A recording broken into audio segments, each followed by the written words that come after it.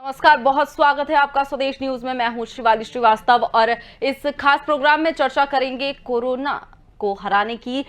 हारेगा कोरोना, जीतेंगे हम। जी हां, बिल्कुल, कोरोना को जल्द से जल्द हरा देंगे हम और जीत हमारी ही होगी। जिस तरह से देश में कोरोना का कहर दिनों दिन बढ़ रहा है और उसके साथ मौतों का आंकड़ा भी बढ़ रहा है, लेकिन एक अच्छी खबर यह भी है कि लोग रिकवर होकर अपने घर भी जा रहे हैं। कोरोना के चलते जो अधिकांश मौतें हो रही हैं वो अस्पतालों में हो रही हैं। देखा जा रहा है कि होम आइसोलेशन में लोग ठीक हो जाते हैं, लेकिन उसी स्थिति में अस्पताल ले जाने के बाद हालत बिगड़ जा रही है। जी हां, खासकर कोरोना मरीजों का ऑक्सीजन लेवल जो है वो बिगड़ जा रहा है। जानकारों का मानना है और अध्ययन में भी ये बात सामने आई है कि स्थिति घबराहट के चलते बनती है।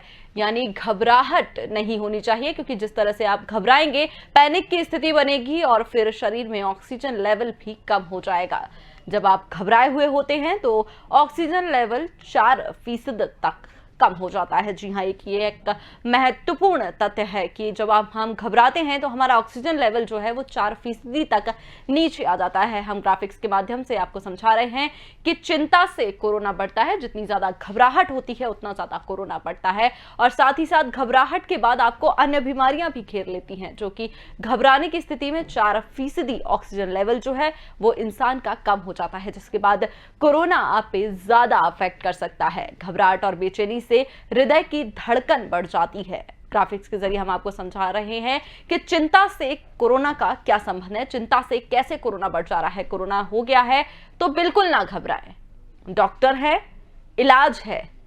घबराए नहीं, धैर्य रखें। कोरोना को आप हरा देंगे। लेकिन हम लगातार आपको बता रहे हैं कि जिस तरह से चिंता से कोरोना बढ़ रहा है, हम चिंता और कोरोना का कनेक्शन आपको समझा रहे हैं। ग्राफिक्स के जरिए हम लगातार आपको बता रहे हैं कि जितनी ज्यादा घबराहट होगी उतना ज्यादा ऑक्सीजन लेवल कम होगा, जिसके बाद बेचैनी से हृदय की धड़कन भी बढ़ जाएगी। हमारे साथ चर्चा में डॉक्टर आर.एन. टंडन, पूर्व जनरल सेक्रेटरी आईएमए, और डॉक्टर करण पीपरे, पूर्व सुपरिटेंडेंट एम्स रायपुर, जुड़ गए हैं। सर, बहुत बहुत स्वागत है आप दोनों का एक बार फिर स्वदेश न्यूज में। Thank you very much.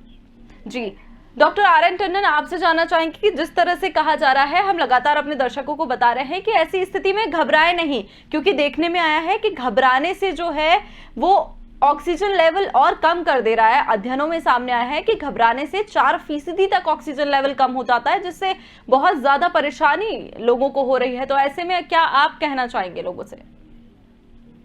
Shivali, ये सब बहुत जरूरी बातें हैं। आमतौर पे क्या हो रहा है, जैसे ही कोरोना पॉजिटिव की रिपोर्ट किसी को मिलती है तो उसको बेचैनी और घबराहट।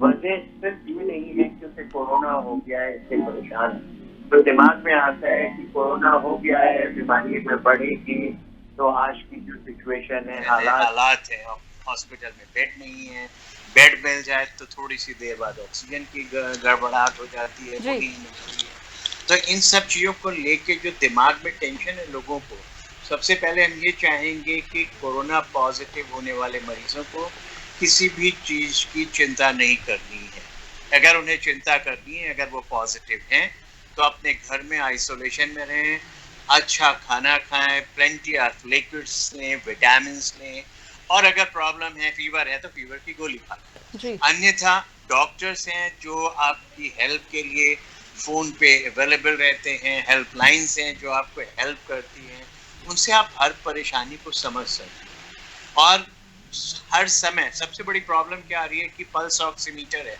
आपके पास, तो हर आदमी पल्स ऑक्सीमीटर अपने फिंगर पे लगा के बैठा है, हर घंटे बाद देखता है, हर आधे घंटे बाद देखता है। अभी आप सो के उठे हो, आप रिलैक्स कर रहे थे, जो आप रिलैक्स कर रहे होते तो आपका थोड़ा सा सैचुरेशन डाउन चलता है, क्योंकि एक्टिविटीज नहीं होती।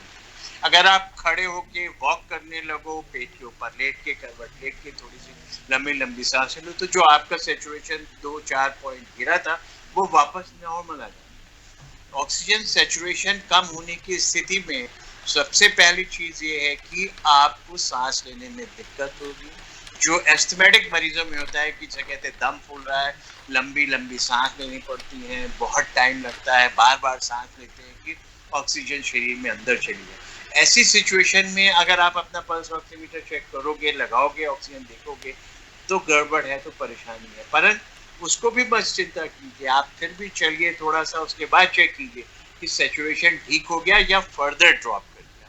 अगर फर्दर ड्रॉप करता है तो इसका मतलब है कि आपको हॉस्पिटल जाना है, अन्यथा आपका जो भी है सिचुएशन उस पर आप अपने डॉक्टर से बात कीजिए, वो आपको सलाह देंगे कि आपने क्या करना है, कैसे प्रोन लेट के अपनी ऑक्सीजन बढ़ानी है, कैसे लंबी सांस लेनी है, या कुछ एक दो दवाइयाँ आपको वो ऐड करेंगे कि आपका सैचुरेशन ठीक होने लगे। पर अगर आपके मन में घबराहट आ गई तो उस घबराहट का तो इलाज फिर या तो और दवाइयाँ दी जाएं, परंतु उन सब की जरूरत नहीं है। आदमी को सबसे पहले समझते हैं कि 85% मरीज कोरोना के एसिम्प्टोमेटिक हैं या इतने कम सिम्टम्स हैं कि उन्हें बुखार की गोली खा के विटामिन खा के घर में रहना है और ठीक हो जाता है, और सब के सब ठीक हो जाते हैं। जी जो 15% भर्ती भी हो रहे हैं वो भी सब ठीक हो के आते हैं। उसमें मुश्किल से उस 15% में से 3% सीरियस होके, और जिनको कि हम हर हाल में इलाज करके भी बचा नहीं पाते, तो परसेंटेज बहुत कम है। तो घबराने की कोई जरूरत नहीं है, और ऑक्सीजन की तरफ भागने की भी जरूरत नहीं है, क्योंकि ऑक्सीजन की तरफ भागने से आपकी आधी परेशानी तो घर में ही बढ़ जाती है कि जब आप ऑक्सीजन को ढूंढने लगते हो, भाग रहे हो चारों तरफ, ऑक्सीजन ऐसे तो मिलेगी नहीं। अगर सब लोगों को ऑक्सीजन की जरूरत पड़ गई तो रोज के हिसाब से 4 लाख केसेस हो रहे हैं, उसमें से 4 लाख केसेस अगर भागने लगे कि उन्हें ऑक्सीजन की जरूरत है या सोचने लगे कि उन्हें ऑक्सीजन की जरूरत पड़ेगी, मेरे ख्याल से विश्व का कोई भी हिस्सा आपको ऑक्सीजन नहीं प्रोवाइड कर पाएगा, ऑक्सीजन बेड्स नहीं प्रोवाइड कर पाएगा, चाहे कितनी भी कोशिश की जा रही है। ऑक्सीजन का सप्लाई बढ़ाई जा रही है, ऑक्सीजन कंसंट्रेटर मंगाए जा रहे हैं, लोकल एरिया में ऑक्सीजन को प्रोडक्शन बढ़ाया जा रहा है, मतलब हर तरीके की कोशिश की जा रही है। पर हमें जो अपनी कोशिश करनी है वो सबसे जरूरी है। आपको पता चलता है आप कोरोना पॉजिटिव है, मास्क लगा के अपने घर में रहिए, अपने घर वालों को प्रोटेक्ट कीजिए, अपने खान पान का ध्यान रखिए और घबराहट नहीं कीजिए। जहाँ भी परेशानी महसूस होती है तो थोड़ा वॉक कीजिए, थोड़ा मेडिटेशन कीजिए, थोड़ा सा ध्यान अपनी बीमारी की तरफ से हटाइए, वो बीमारी जो आमतौर पे एक कॉमन वायरस जैसी ही है। इन्फेक्टिविटी ज्यादा है, कभी कभी परेशानी करती, नहीं तो आम जुकाम खांसी में आदमी डॉक्टर के पास भी नहीं जाता है, 5 दिन में अपने आप ठीक हो जाता है। तो घबराने की कोई जरूरत नहीं है, चिंता करने की कोई जरूरत नहीं है। सब लोग हैं आपकी मदद करने के लिए, डॉक्टर्स की फौज है आपकी मदद करने के लिए, पैरामेडिकल की फोर्स है आपको मदद करने के लिए, सारा नर्सिंग स्टाफ आपको मदद करने के लिए, और अब तो सुन रहे हैं कि इंटर्न्स और फाइनल मेडिकल स्टूडेंट्स को भी आपकी सेवा में लगाया जा रहा है, सिर्फ इसलिए कि आपकी घबराहट को वो मेडिकल स्टूडेंट्स दूर करेंगे। आपको टेलीफोनिक कंसल्टेशन से हर तरीके की सुविधा और हर तरीके की तसल्ली देंगे। पर सबसे पहले हमें अपने मन में तसल्ली रखनी है कि 85 से 90% लोगों को कुछ नहीं होगा। घबराए नहीं, चिंता नहीं करें। हम सबकी एक ही गुजारिश रहेगी, मास्क पहनिए, डबल मास्क, सोशल डिस्टेंसिंग, और अपने घर के अंदर रहिए, घर के बाहर जाने की जरूरत नहीं है। ऑलमोस्ट सारी स्टेट्स में लॉकडाउन लग गया है, किसी के दिन 4 दिन का, कहीं 5 दिन का, कहीं 12 डिस्ट्रिक्ट में, कहीं पूरे स्टेट में।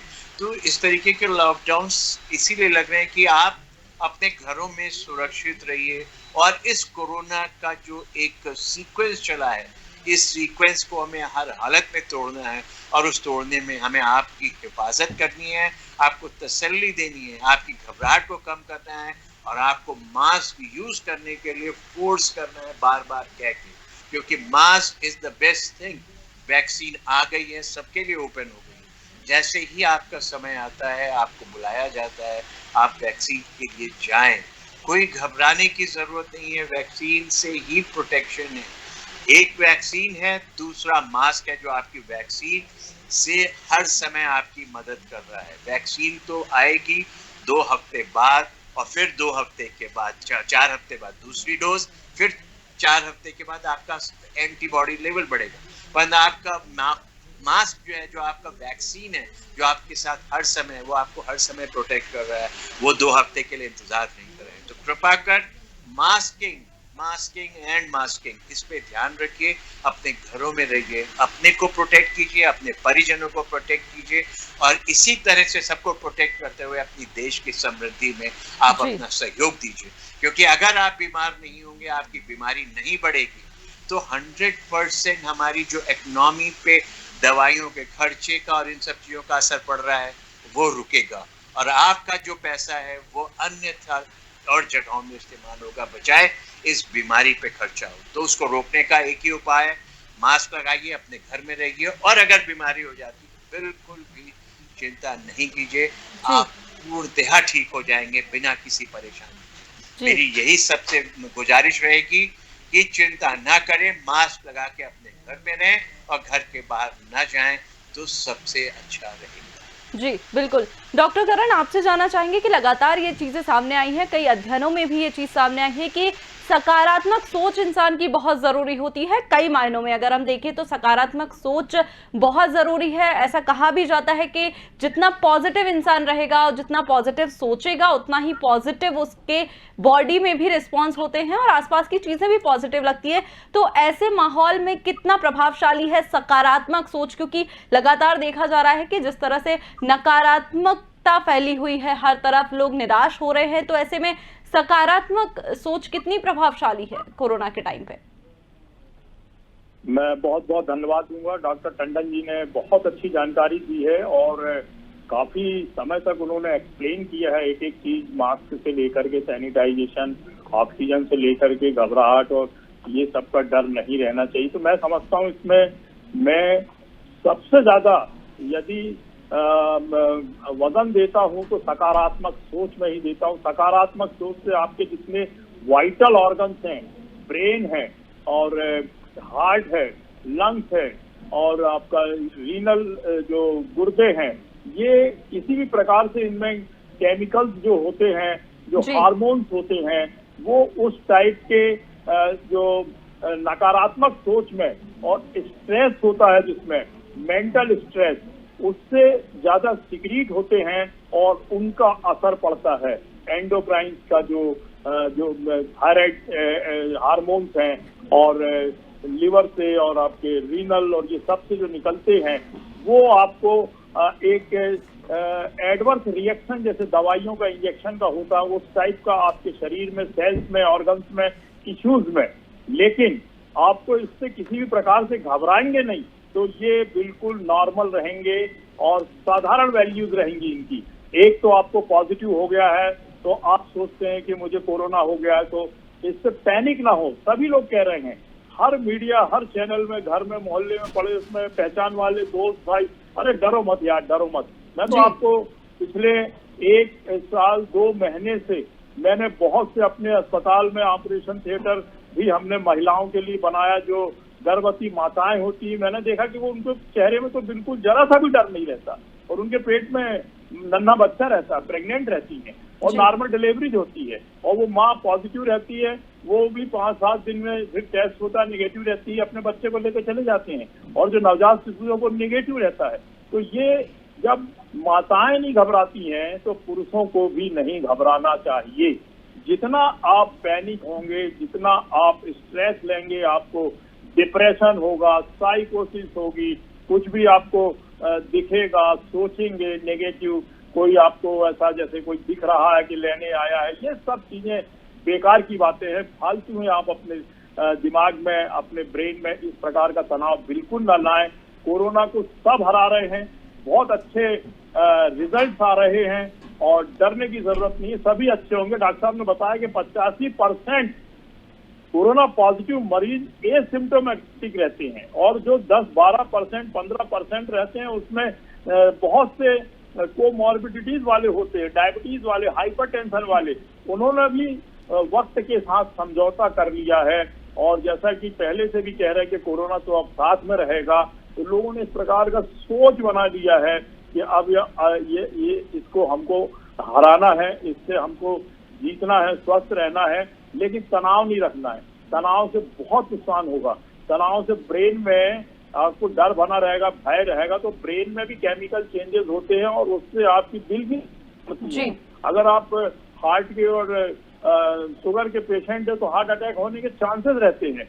और वैसे भी आपका कोरोना पॉजिटिव में लंग्स थोड़ा बहुत अगर घायल हुआ है, कोई नुकसान हुआ है, कोई इन्फ्लेमेशन हुआ है, तो चिकित्सक और नर्सिंग ऑफिसर्स और अस्पताल और उसके इक्विपमेंट हर जगह पे हर जगह पे डट डट पे आपको मिलेंगे, क्लिनिक मिलेंगे, अस्पताल मिलेंगे, हर सरकारें हर राज्य में, हर जिले में, पीएचसी में, आपको प्राइवेट में, सब जगह पे ऑक्सीजन और एंटीबायोटिक, एंटी इंफ्लेमेटरी, ये सब दवाइयां, खांसी की और आईवी फ्लूइड उन लोगों के लिए जो वाकई में उनको फीयर है और कुछ सिम्टम है, और उनको भी डॉक्टर उसको ट्रीट करके, मैनेज करके उनको अच्छा कर लेते हैं। लेकिन अगर आप घबराएंगे तो आपकी बॉडी में और उसका उल्टा असर पड़ेगा, आपके ऑर्गन डैमेज होंगे, घबराहट से आपको डर बना रहेगा, तो आप खाना नहीं खाएंगे, आपकी इम्यूनिटी पावर गिरेगी। मैं समझता हूँ आपको बिल्कुल नहीं घबराना चाहिए, और जितनी जल्दी से जल्दी हो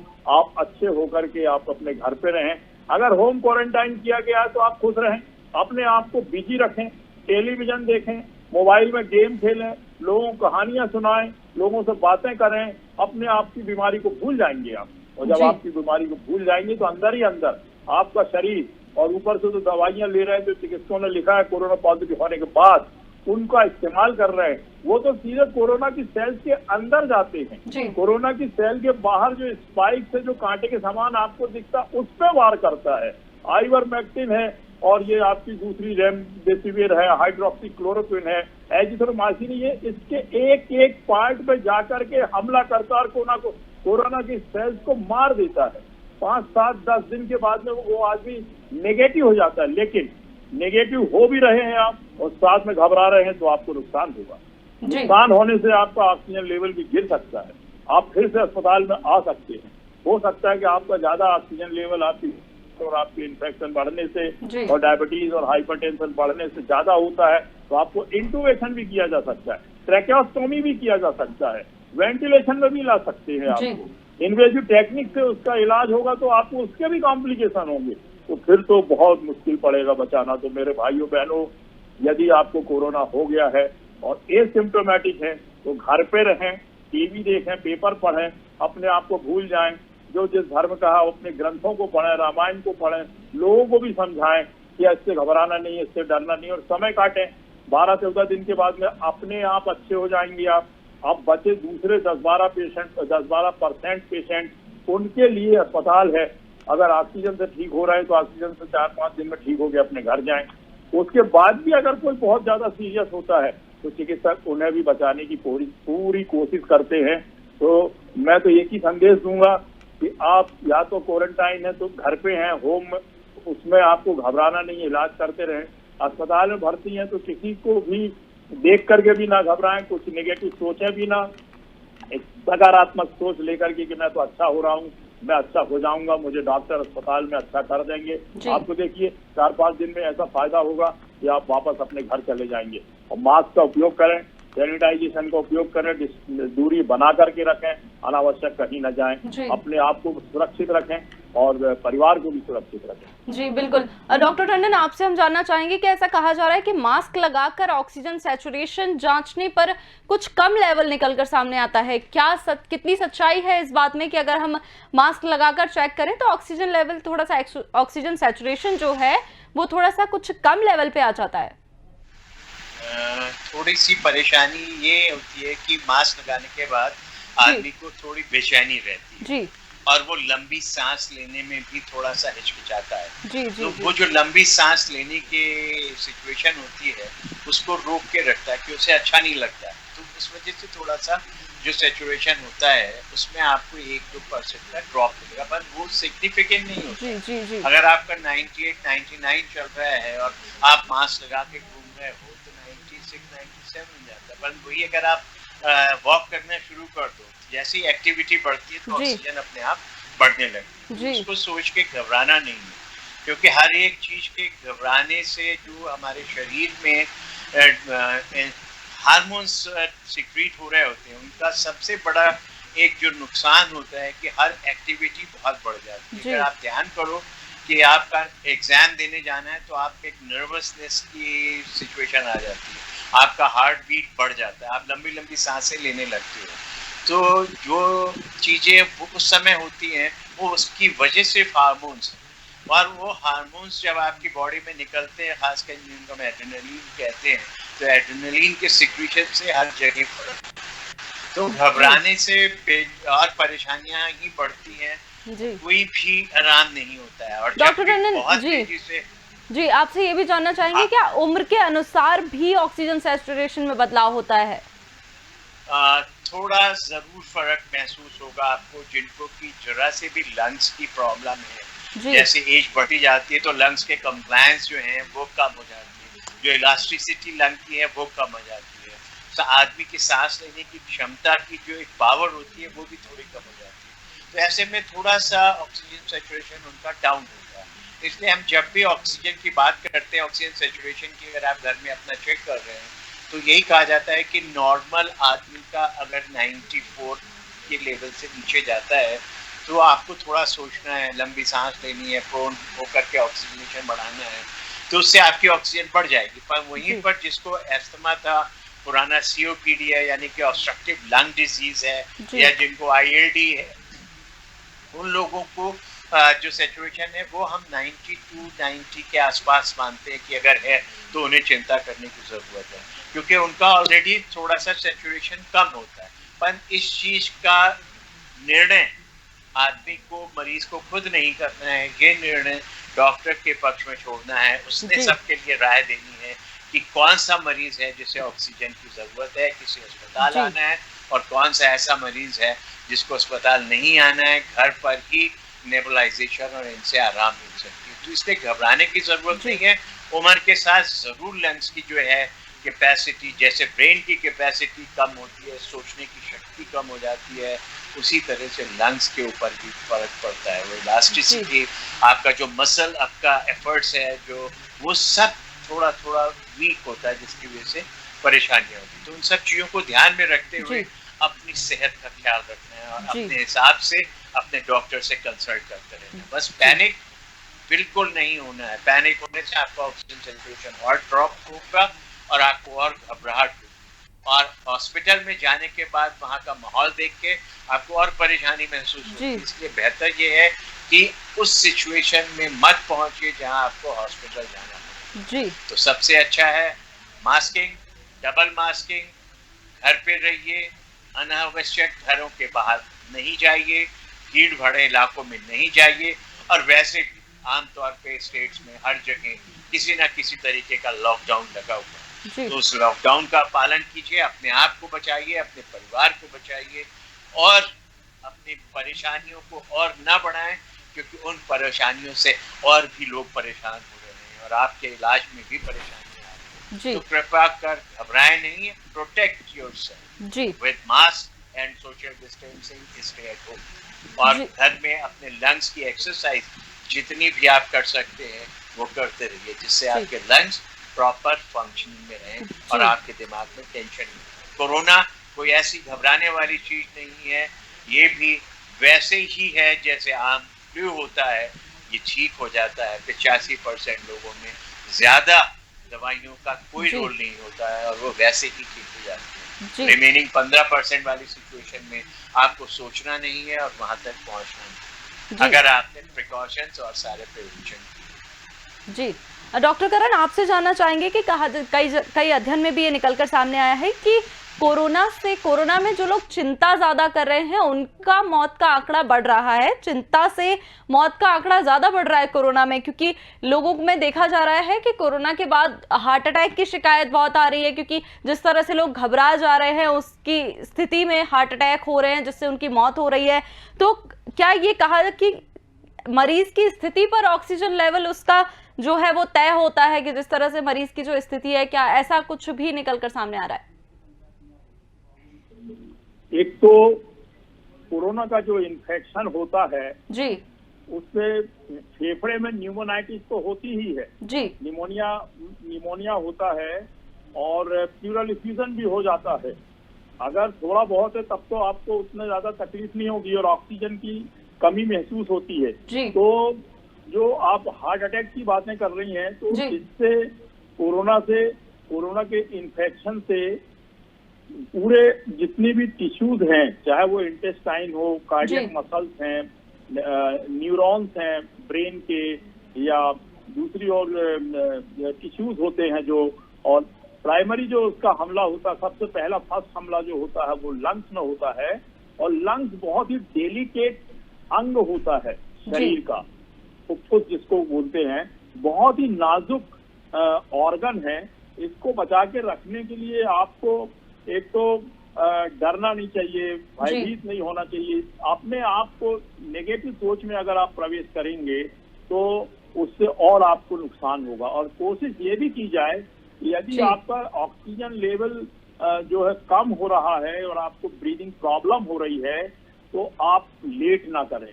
जितना डिले करेंगे, हम लोग देखिए रोज रिसर्च पेपर भी पढ़ते हैं और साइंटिस्ट लोगों के साथ में चर्चा करते हैं, बैठते हैं, डिस्कशन करते हैं, और नए नए इसके अनुभव भी आ रहे हैं। हम लोगों को भी बहुत सी चीजों का जानकारी मिल रही है।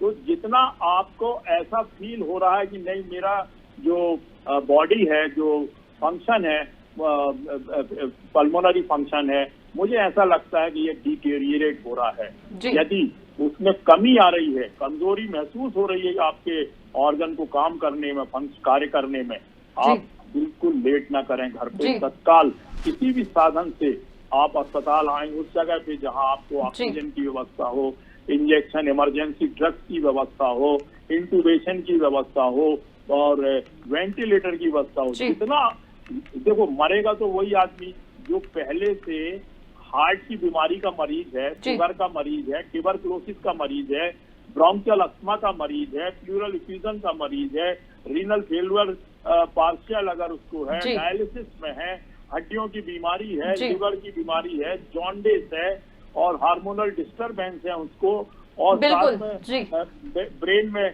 ब्रेन का आपका कमजोर है और आपका जो स्केलेटोमस्कुलर सिस्टम है वो वीक है और लकवा है, पैरालिसिस है, जी। हमारे पास सर समय की कमी के कारण हम इस चर्चा को आगे नहीं बढ़ा सकते, लेकिन बहुत बहुत धन्यवाद आप दोनों का इतनी महत्वपूर्ण जानकारी हमारे दर्शकों के साथ साझा करने के लिए। तो कोरोना जिस तरह से बढ़ रहा है, ऐसे में नकारात्मक ना हो। लगातार डॉक्टर कह रहे हैं कि सकारात्मक सोच बनाए रखें और अपने आप पर नकारात्मकता को हावी ना होने दें, इससे आप कोरोना हराएंगे। बने रहिए स्वदेश न्यूज के साथ। नमस्कार।